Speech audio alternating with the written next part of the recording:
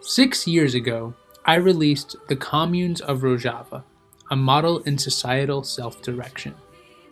My goal was to shine light on a little-known facet of North and East Syria's Rojava Revolution, the ways in which everyday people organize their lives in their neighborhoods through grassroots democratic entities called communes. These are the building blocks for Rojava's democracy of neighbors. I wanted to bring their story of hope and their visions for a more empowering future to wider audiences, but I never would have guessed that as of December 2024, this film would have 105,000 views. I am deeply moved at the way it has inspired viewers from so many different countries, political persuasions, and ethnic and religious backgrounds.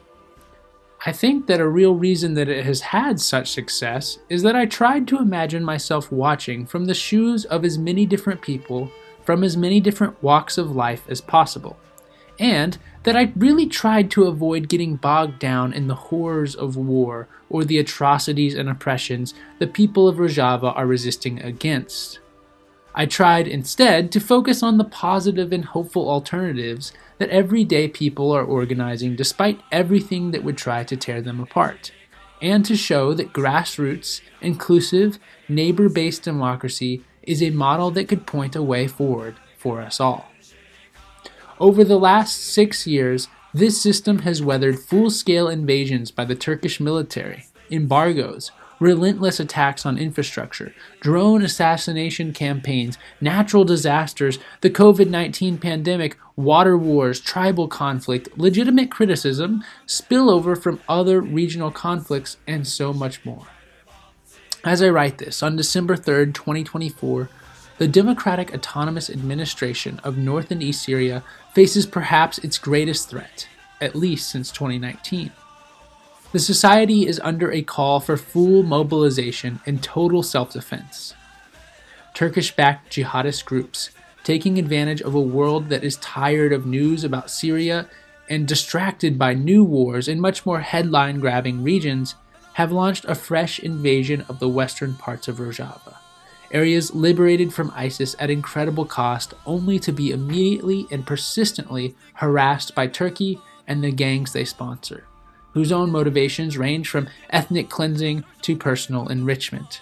One targeted city, Manbij, is a shining example of the ethnic and religious pluralism that is completely opposite to life as it was under ISIS occupation before the summer of 2016. The situation is dire, but it must be said that political pundits and world leaders have predicted the demise of the Rojava Revolution many times since 2012. The revolutionaries of North and East Syria do not believe for a second that their revolution will end. They deeply believe in themselves and their society's capacity for change. They believe that they can weather any storm and that they will ultimately win. They believe that another world is possible, and in every interaction, they act as though it really is. They strongly emphasize this value called baweri, or faith, and they persist through obstacles with the utmost confidence in each other. I have to say I am convinced. The Rojava Revolution has influenced too many hearts and minds. Too many people have learned the skills of self-organization. Too many women have experienced real empowerment. Too many families have become democratized. Too many residents and workers have felt what it is like to have a real say on their streets or on the job. Even if the people were to lose every inch of ground, they would reorganize themselves. They have simply developed the habits and personalities of radical democracy. These are the reflexes that are becoming unconscious reactions. The cat is out of the bag, as we say in America. No matter what happens, the Rojava Revolution can never be unexperienced. Now I want to get into the core of this video. Many people from outside of North and East Syria have asked, how can we help? They offer the usual suggestions: petition our congresspeople, post statements or videos of solidarity, organize rallies, donate money to the relief organization Heva Sor, etc. These are always welcomed by my friends in Syria, of course. But on multiple occasions, I have been surprised to hear their suggestion for the number one way we can help. The best way we can help is to organize ourselves in our own grassroots, pluralistic, women-led, ecological, neighbor-based democracies where we live, to build little pieces of the Rojava Revolution at home. They have asked us to build real alternatives to the status quo in our own countries, to show our neighbors, friends, family, and even politicians that another way of living, one far more empowering, joyous, humanizing, and harmonizing, is possible. To create spaces on our blocks, in our buildings, in our workplaces, churches, schools, and other structures where people can feel what real democracy is like. It is in these spaces that people build a shared mindset, a consciousness and appreciation for freedom, and a heart to protect it wherever it exists, beyond borders, even thousands of miles away. These spaces make the systems and institutions that have facilitated or ignored the war on North and East Syria feel unnecessary and obsolete. They point us to a better vision and invite us into a diplomacy based on average people and their free associations offering whatever real support they can practically offer to each other, even from opposite sides of the world. In times of crisis, I am taking their requests seriously.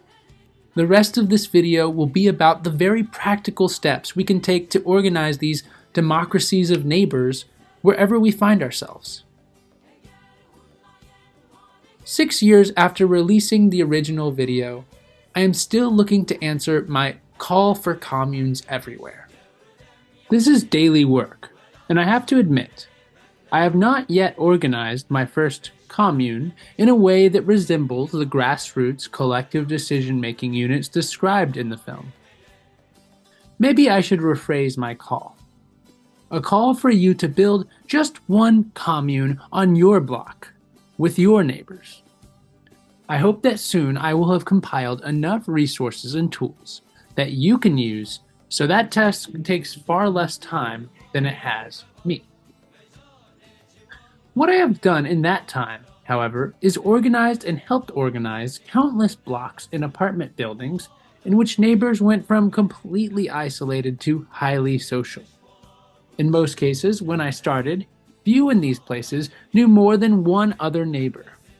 Now, my neighbors regularly care for one another, share food and tools, and hold gatherings together. I have dedicated my life to putting these ideas into practice in a way that makes sense in my own context, and I want to share some of the things that I have learned. First, let's talk about neighbors. Part 1. Neighboring as a verb. Any vision for grassroots governance from below, no matter how lofty its aims, always starts in a humble place, right outside your door. Whether in Rojava or Kansas, we can only create neighbor democracy with neighbors. This means that the first task is always going to be to get to know and build relationships with your neighbors. It is clear that we have massive civilizational challenges facing us that I believe only good governance can solve. I believe good governance can only happen when people have real say over the decisions that affect their lives. It is only possible for everyone to have real say in the spaces in which our voices can be heard. And our voices are best heard, without excluding other voices, in small-sized forums that are geographically located in places that we inhabit every day. Neighborhoods are one of the few places that each of us can call home. We all have neighbors, even if some have neighbors on the other side of a wall, while others have neighbors on the other side of a 200-acre field. So I believe we should organize small-sized, face-to-face forums of our neighbors on our blocks to discuss, dream, decide, and act together. Grassroots governance from below. Yet, even if we never achieve good governance with our neighbors, knowing who these people are and fostering healthy relationships with them is good in itself. Our health, safety, mental well-being, ability to raise children, and so much more are drastically improved when we know just a few neighbors by name, and even more so when we do positive things with them. When multiple neighbors know each other, we create a healthier block. One healthier block can be a model for healthier neighborhoods. This can have a ripple effect on the culture. Knowing neighbors is worth doing anyway, but it is especially worth doing because I believe it can be the building block for a better way of governing our lives. I work for a nonprofit called the Neighboring Movement. We make this a verb, neighboring. The places that have really succeeded at building neighbor-based power, like Rojava, typically had a strong pre-existing culture of neighborly interdependence. They already had a sense, no matter how eroded by states and individualism, that their lives are tied up with those of their neighbors. This is not the culture in America. The neighboring movement calls our current American culture a culture of scarcity, with the hallmarks of fear and distrust of our neighbors, self-reliance, and insufficiency. The belief that there is not enough to go around, or that neighbors and neighborhoods do not have the capacity to take care of each other. Instead, we are trying to build a culture of neighboring, defined by joy, relationship, and abundance. We want authentic neighborhoods where neighbors give and receive care with one another, and where they make visible their collective abundance by discovering, connecting, and mobilizing each other's gifts toward the common good. We have a plethora of tools to help people walk towards that culture. In Wichita, Kansas, we have set the goal to have at least 80,000 Wichitans engage in a meaningful neighboring action by 2030. That is just 20%. Studies have shown that when 15 to 25% of people take action, the culture changes. That's our plan, to change Wichita from a culture of scarcity to a culture of neighboring. The way we are doing this is by training people to hold small, simple, intentional gatherings, as simple as coffee and donuts at the end of the driveway, with a handful of neighbors. These are not just social gatherings, but gatherings with a purpose, designed to help neighbors deepen relationships by learning about each other's passions, skills, and interests, and connecting neighbors together based on those gifts. We even form accountability groups to check in on each other's progress and cheer each other on. We are trying to move people from strangers to acquaintances to relationships where they live. Speaking only for myself, I'd add one more role: co-creators. Our 8 Front Door Challenge and get-together guide on our website walks you through the steps to host a gathering, moving from the first 3 of these roles along the way. With care, you can lay the groundwork towards co-creation with your neighbors, too. The guide shares a few ideas on a good first step: building your presence and familiarity in your neighborhood. For instance, try moving your gardening or grilling to your front yard. Or you could walk the same general route every day for several weeks, starting out with simply waving to a few neighbors, and eventually working up the courage to say hi, stop for a conversation, or even inviting a neighbor to walk with you. After you've become familiar to the people who live near you, you will start to learn their names and get their contact info. Find an ally to help you plan your gathering. Invite your neighbors, host the gathering, and facilitate it in a way that increases the connections of neighbors on your block. For those wanting to dive even deeper, we pay people to go through cohorts, where they immerse themselves in the hands-on, practical work of neighboring, alongside a learning community of care, practice, and accountability. Part 2. Real Democracy, 1 cup of tea at a time. It seems to be the case that the places that inspire me the most in this world drink a ton of tea. It may be a coincidence, but I also know that brewing a steaming pot of tea is a sure way to get people socializing. In Kurdish, the word for tea is chai. The revolutionaries have a saying, chai by chai, we make the revolution. In other words, Those wanting to make change start by having conversations in people's homes, yards, and street corners, one cup of tea at a time. They learn about what their neighbors care about, building trust, connections, and relationships. An article written by an internationalist volunteer who went to North and East Syria describes the process of organizing a new commune in a village, both gifted with a strong sense of communality and mutual support, but also hindered by the legacy of life under the former regime, in which people were afraid to take any initiative outside of the state. The article describes how the commune organizers started with throwing together a trash cleanup day, something that could bring the village together for an action with a tangible result. It seems like this was a success. As the author continues, the next step was 3 weeks going door to door in the village, drinking endless chai, hearing the people's problems, and inviting them to participate in Giresor's first commune meeting.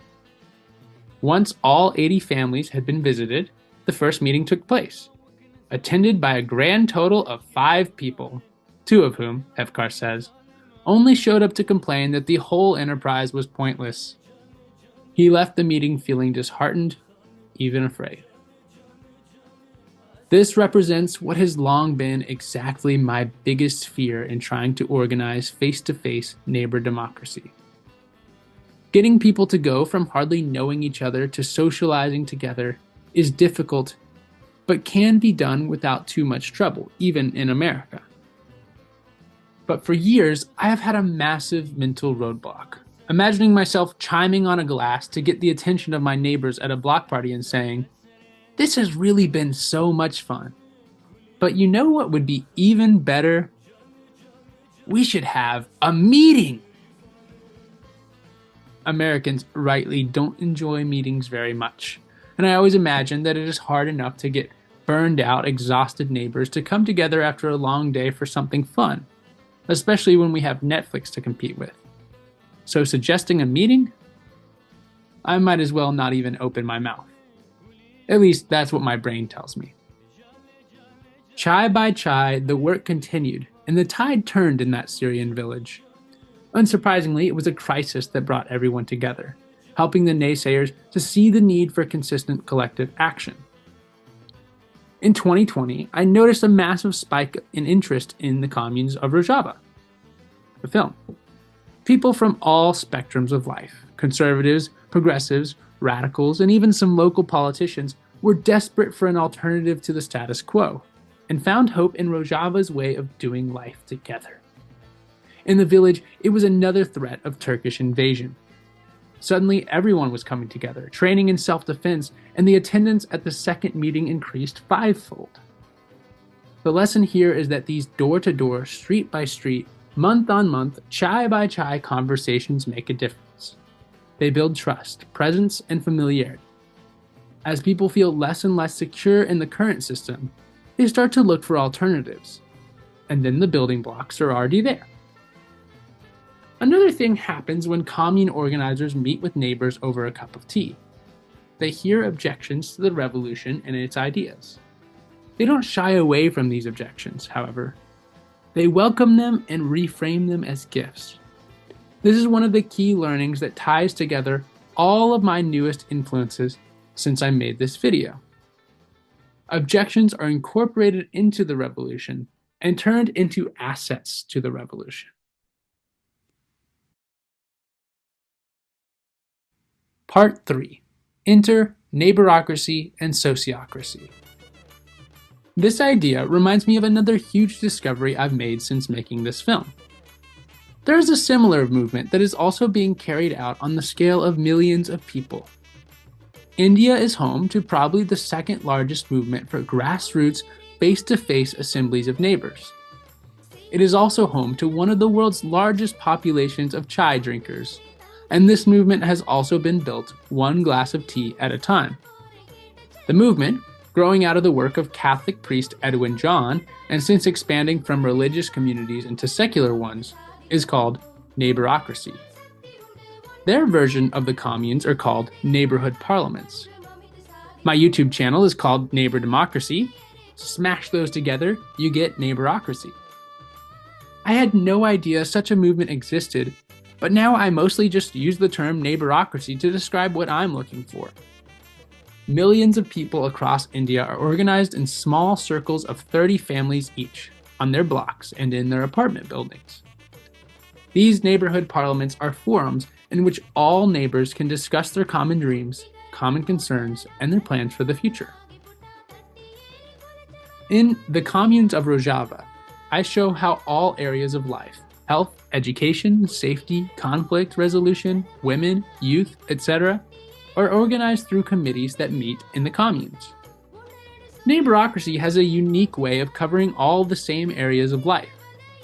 Every parliament, whether at the block level or the national level, consists of about the same number of people, 30 people or 30 households. This ensures that the forums are always small size, where every voice can be heard. The general rule of thumb is, everyone should be able to fit in one room, sit in one circle, and no one forced to sit outside of the circle, and no one should need a megaphone to be heard. At the neighborhood parliament level, each household on a street or two will send a representative from the family to be a full participant in regular meetings.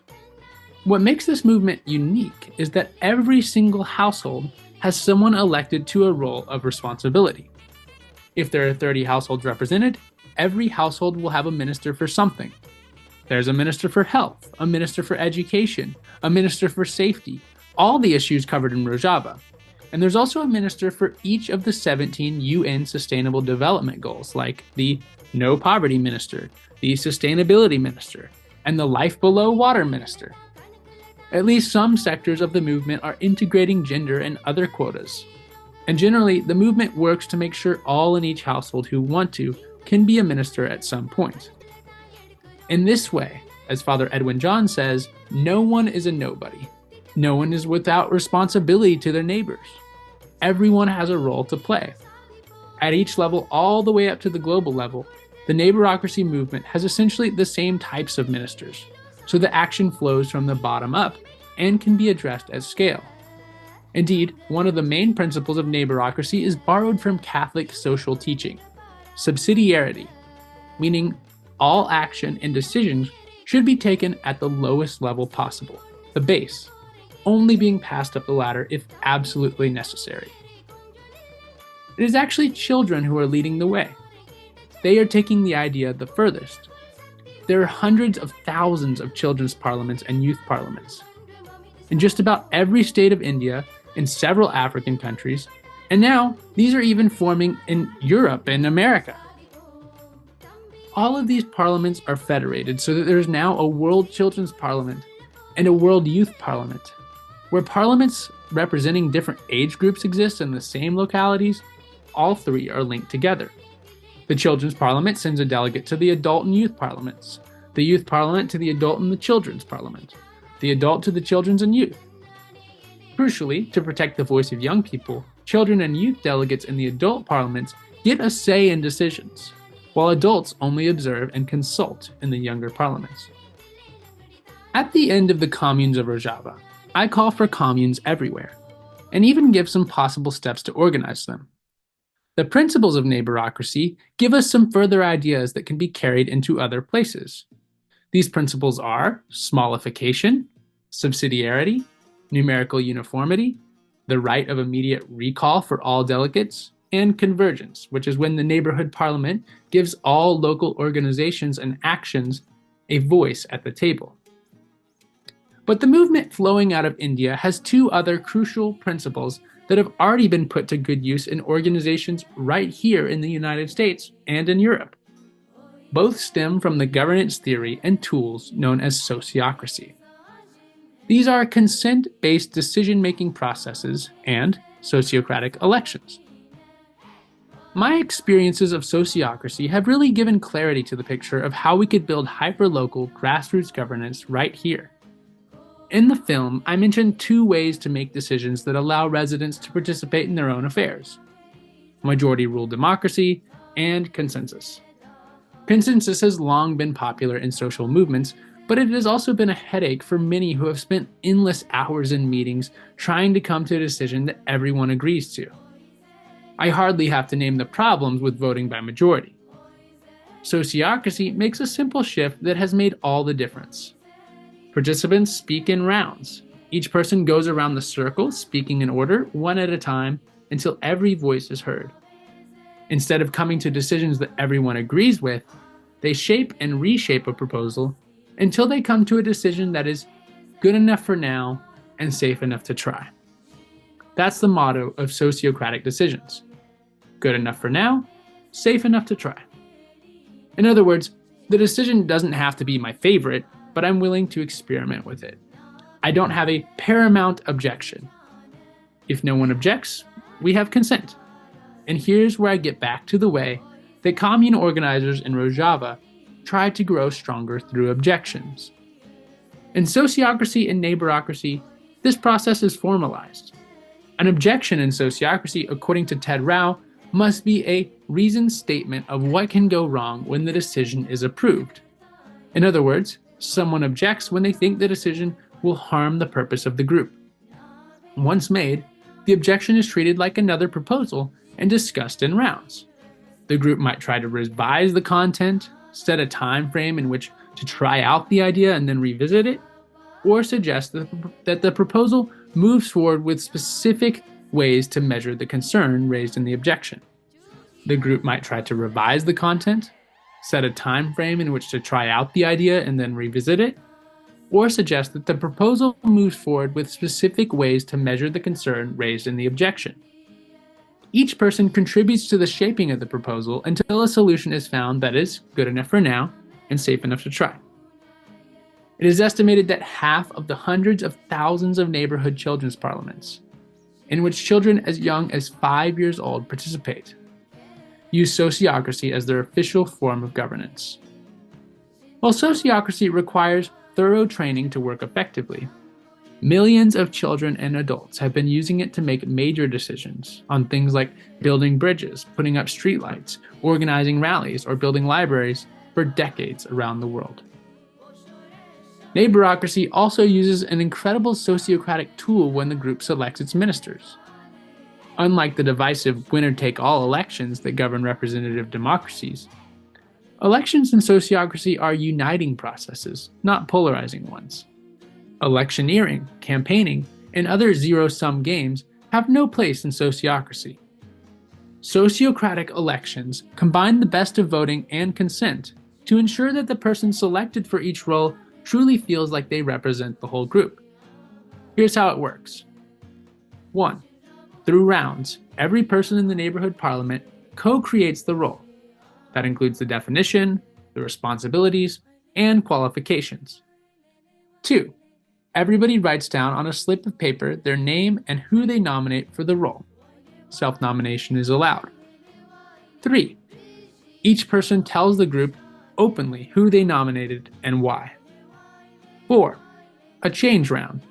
Each person is given the chance to change their nomination and state why. 5. The facilitator gets a sense of the meeting and proposes a nominee, calling for consent in a round. 6. Everyone is given a chance to consent, with the nominee consenting last. In the end, everyone has co-created the role, nominated someone, heard valid reasons for other nominations, had a chance to change their nomination or not, and finally consented to the person selected for the role. Participants should feel more united, with greater clarity on the role and why the person they have selected for it is the best candidate for the time being. Part 4. Starting with what's strong. I mentioned before that in neighborocracy, every single household has a member elected as a minister of something important to the neighborhood's flourishing. Everyone has a responsibility to the community, is valued for their gifts, and has a forum to actively use those gifts on a regular basis as part of a true grassroots neighborhood self-governance. But how do we go about discovering what each person's gifts are in order to have confidence in selecting them for their role? Here we can integrate one final tool that not only is a tried and true strategy for making invisible gifts visible, but also might hold the key to my biggest holdup in neighborocracy organizing. how to move from a joyous, social, fun group of neighbors to an intentional participatory decision-making unit that discusses, decides, plans, and carries out the important stuff in life. This final principle is asset-based community development, or ABCD, a strategy and mindset pioneered by the recently departed and dearly loved John McKnight. Once again, this is a set of ideas that should be so simple. In fact, I feel like I've been skirting around it my whole life. ABCD says, instead of starting with what's wrong, start with what's strong.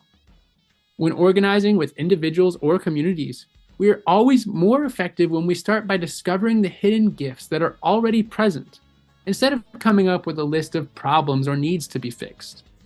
McKnight and Kretzmann discovered when they asked simple questions to neighbors in any community pretty much anywhere in the world, no matter the outside reputation, they could draw out hidden gifts of the head, hands, heart, and spirit, as well as passions, dreams, talents, skills, and capacities that people are waiting for an invitation to share with others.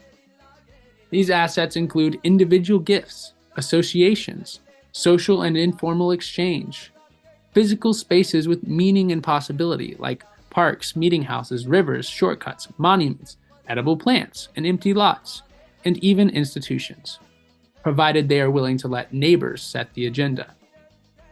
When an ABCD approach is used, we can match the gifts of some neighbors to the gifts of others, multiplying them for the common good. We can also address problems, but not from a place of overwhelm and scarcity, but from a sense of abundance. Right here, close to home, we can mobilize the hidden gifts of our neighbors to address the gaps. With such a simple mindset shift, we can discover our collective power that will allow us to keep all decisions and actions at the lowest level possible, without outsourcing responsibility to outsiders, unless we do so on our terms. ABCD tools, integrated with intentional neighboring, help us build a sense of trust on our blocks. They make visible what was previously invisible, showing us who has what strengths and how we might connect them to others and then mobilize those connections for mutual benefit. ABCD's tools for gift discovery, connection, and mobilization would be an incredible bolster to the sociocratic election process. Finally, I return to my biggest struggle in organizing these entities. Whatever you call them, communes, assemblies, neighborhood pods, neighborhood parliaments, they only reach their full potential when neighbors come together to discuss, dream, decide, and take action on the things that matter to them. Communes are more than just neighbors having a good time grilling hot dogs, as important as that is. In America, it just seems like neighbors struggle enough simply making time to socialize with one another. If they do, that is a huge win. Can't we just enjoy each other's company and not be so serious? Why do we need more meetings? Can't we just have fun? Father Edwin John, founder of Neighborocracy, has always said that in order to be a compelling option for people, neighborhood parliaments need to ensure that people are using them regularly to do stuff together. People need to see a clear purpose, that things are getting done and that life is getting better. It was only in practicing ABCD in my neighborhood that I found what I think is the answer to how to ensure that people want to gather with a proactive, constructive purpose. Start with people's gifts. Find out what they already love to do. Find others in the neighborhood who love to do those things too, or who want to benefit from those things. Connect them together and give them space to mobilize for their mutual good. For instance, if I use ABCD tools to discover that I have 5 neighbors on my block who all love the nearby green spaces enough to be willing to help steward them, I could invite those neighbors together and encourage them to decide on ways to do that together. A meeting based on something people love to do and would likely do anyway does not feel draining at all, but exciting.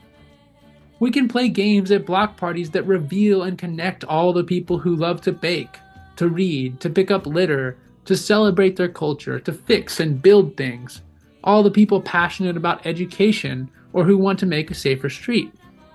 If you think about it, these are the same categories of life that are addressed by the commune committees in Rojava, and the ministers in Neighborocracy. By pointing out connections and possibilities, people will get excited and can be moved to act. To act, they must meet and they ultimately must decide. We can be there with helpful tools and practices and structures to ensure these meetings give all who participate an equal voice, and that all neighbors are invited to mobilize around their passions. When there is passion and energy and buzz, it is natural to want a place where that buzz can be stewarded and organized. Hence, a commune, a neighborhood parliament, an assembly, a circle in which residents can behold their collective assets and gifts, create an artistically visualized asset map, ponder these gifts with fresh eyes, share stories of ongoing collaborations, and dream up who to introduce to who next, and how to mobilize for what and when. Part 5. Becoming Rooted. In this section, I have sketched out my influences and my path over the last 6 years. I've been busy trying to connect the communes of Rojava to the neighborhood parliaments in India, to introduce both to asset-based community development, and to take examples of all of these things, meld them with sociocracy, and apply them in small ways right on my block.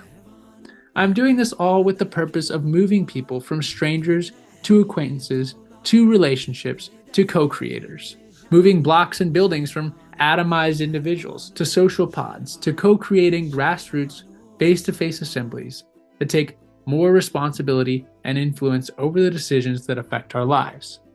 I have moved a few times, and in every place, I've managed to create a social pod.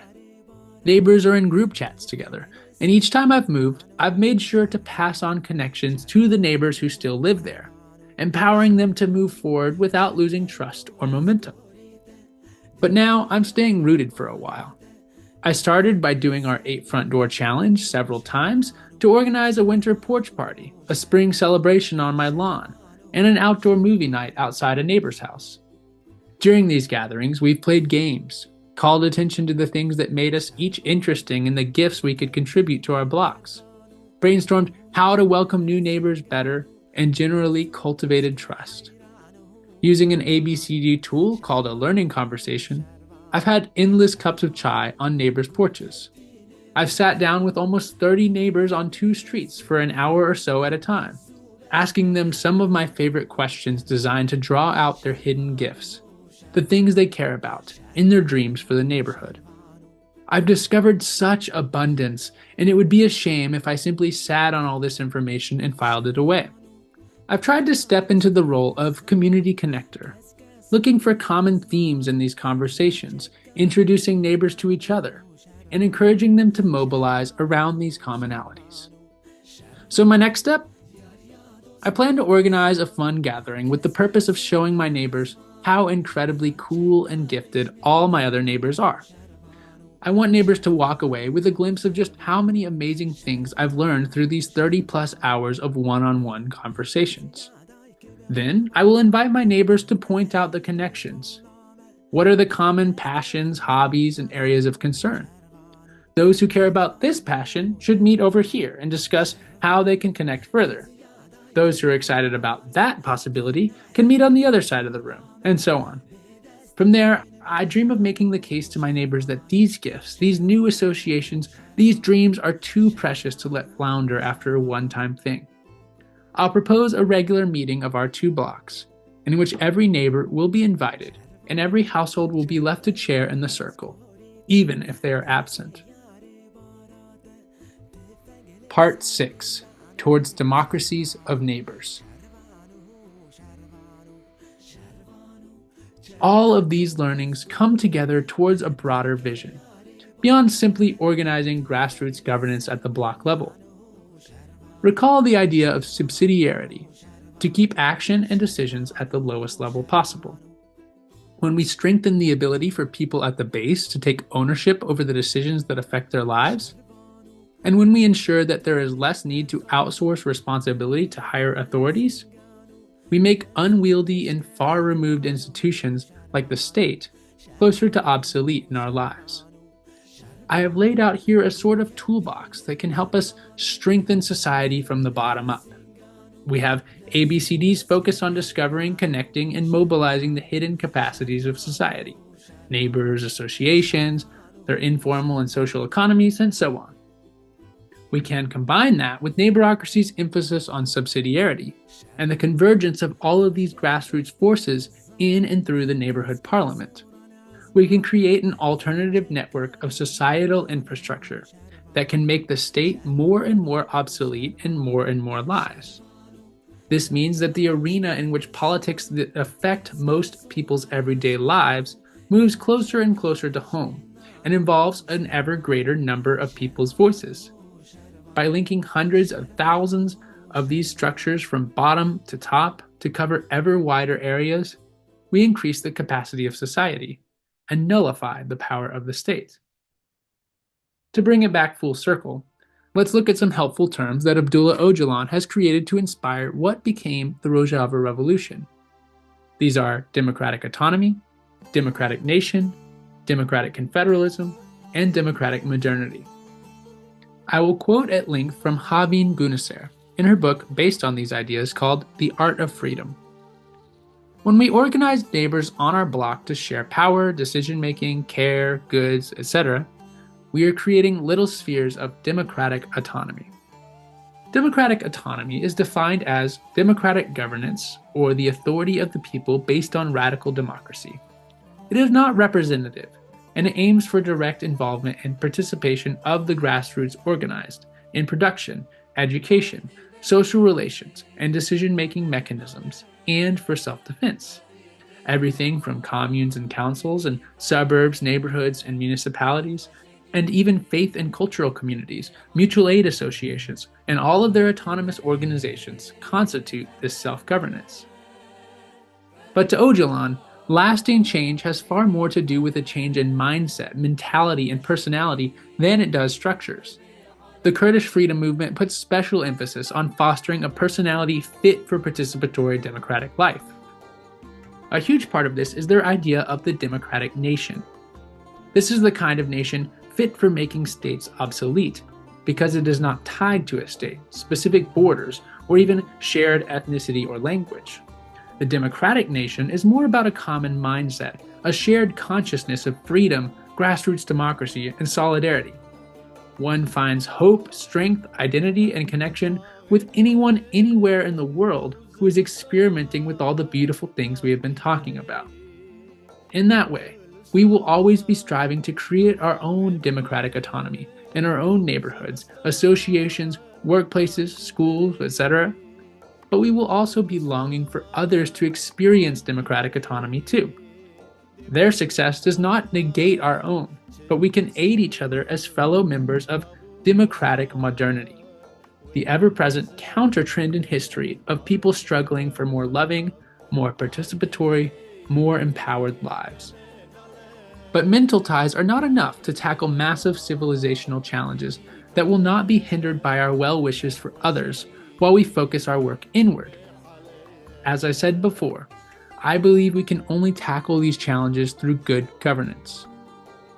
Democratic confederalism involves a tangible linking of all of these democratic autonomies, from blocks to neighborhoods to municipalities, counties, regions, continents, all the way up to the global level. Democratic confederalism is the linking of these little democracies in a way that ensures each local unit coordinates with other units, but remains autonomous without being usurped by the whole. Power in democratic confederalism does not lie with the state, but starts on blocks, floors, and in small face-to-face assemblies in millions of different nooks and crannies. It does not seek to take over the state or create a new one. In fact, it does not necessarily need to even be in conflict with the state, though grassroots civil society should always retain the right to defend itself. Both neighborocracy, democratic confederalism, whatever you want to call it, and states can coexist happily. States are just one form of institution, and ABCD's concept of the helpful outsider role that can be played by institutions is helpful here. John McKnight and Cormac Russell, in Chapter 9 of The Connected Community, Discovering the Health, Wealth, and Power of Neighborhoods, give some vital criteria as to what a helpful outsider looks like. And they share some moving examples of people and institutions playing this role. Helpful outsiders serve while stepping backwards, work to reduce institutional dependency, cheer on community alternatives, are honest and open about what they can't and won't do, affirm what communities can do. They take an oath to do no harm. They are interested in reseeding community life, not just reforming their institutions, and are courageous when challenging the status quo. McKnight and Russell give the example of the late Henry Moore, former assistant city manager for the city of Savannah, Georgia, who had the ethos that cities should always ask how they can support what neighbors are already doing. He secured some city funds to be set aside for this purpose. Any resident could write him with a proposed action to improve their neighborhood. He asked that the resident find 2 other people on their block who could sign the letter to say that they were ready to support the effort. Then he left the option open. The residents could ask the city for support if they want, or they could go on without city support. If the residents requested funds, they could receive up to $100 to each idea, with the stipulation that the money would always be used communally, not to pay themselves.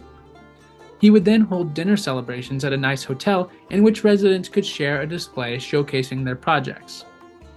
Such a story is inspiring, but sometimes it seems laughable to imagine most government institutions stepping into helpful outsider roles when to do so might reduce the perception that such institutions are needed at all. Governments tend to want to preserve and reinforce their power, often at the expense of neighbor power. In that case, all that is needed is for such institutions to accept the right of the self-organized communities to keep doing what they are doing without interference. Cynically, this would mean that their jobs get a lot easier. To quote Ocalan directly, neither total rejection nor complete recognition of the state is useful for the democratic efforts of the civil society. The overcoming of the state, particularly the nation-state, is a long-term process. The state will be overcome when democratic confederalism has proved its problem-solving capacities with a view to social issues. In other words, it is strong civil societies, well organized with ample space for average neighbors to organize, decide, and act together to solve common problems through their own abundant gifts, that will make the state obsolete. It is an interesting predicament in which we find ourselves in 2024. Public trust in the state has never been lower, and yet we continue to outsource all the realms of life that should be covered by civil society to that very state. In the past 2 presidencies, public trust in the government to do what is right most of the time among members of the party that controlled the presidency has not exceeded 36%. Among the other party, it has been a rare outlier when trust inches above 15%. Yet the book Bowling Alone and the recently released film based on it, Join or Die, have tracked the decline of associational and neighboring life that has nearly brought us to a state of what Ocalan calls society side. Even so, it is obvious that people across the political spectrum are looking for alternatives, even if our imaginations of what is possible have long been stunted. Many people who work in governments are burnt out as their job descriptions get ever longer and their desks overflow with paperwork. Following the horrific 2016 ambush of 5 officers, the former Dallas police chief, David Brown, famously cried out against this state of affairs. "We're asking cops to do too much in this country. Every societal failure, we put it off on the cops to solve. Policing was never meant to solve all those problems." Civil society has failed by relinquishing our own power for far too long. Almost every neighbor I have visited in my work expresses a longing to have supportive and trusting communities again.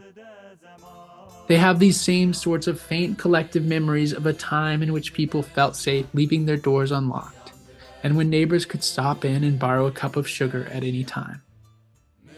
My hope with this film and postscript is that we can rekindle that imagination and expand it, taking tools and vision from people who have been forced to get creative and have done remarkable things out of dogged persistence and mutual care. There has never been a better time for this work. The 2020 COVID-19 pandemic reminded so many of us to think globally by acting locally, to check in on each other, to reach out to neighbors we had lived next to in silence for far too long.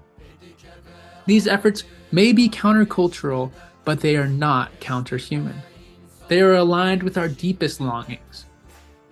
I am reminded that I spent years seeing Rojava as almost the sole beacon of hope, not knowing that millions of people, led by children, were organizing a similar system in India. I am now positive that even as I say this, there are countless people sitting in face-to-face meetings to discuss, dream, decide, act, and celebrate with their neighbors in contexts I have never even heard of. There is something of a stirring, a great weaving. Scores of people and movements, even those in some of the most centralized structures on earth, like the Kurdish freedom movement's formerly top-down party, or Neighborocracy's roots in the Catholic Church, are coming to the same conclusions, often with no idea of each other's existence. They are realizing that the way forward for humanity lies in decentralizing and sharing power, in people co-creating life together with their neighbors and those they work, play, study, and live with, and creating structures in which everyday people can have effective say over decisions, and in linking these spaces together across seas and continents for better collaboration. You and your neighbors can join in this great weaving. May these tools be just one guide on your journey, while you discover and practice your own tools and lessons. And may you be generous with these lessons and stories, playing your part by sharing them with the rest of us as you learn them, inspiring us all to fully embrace our roles in the local and global democratic nation.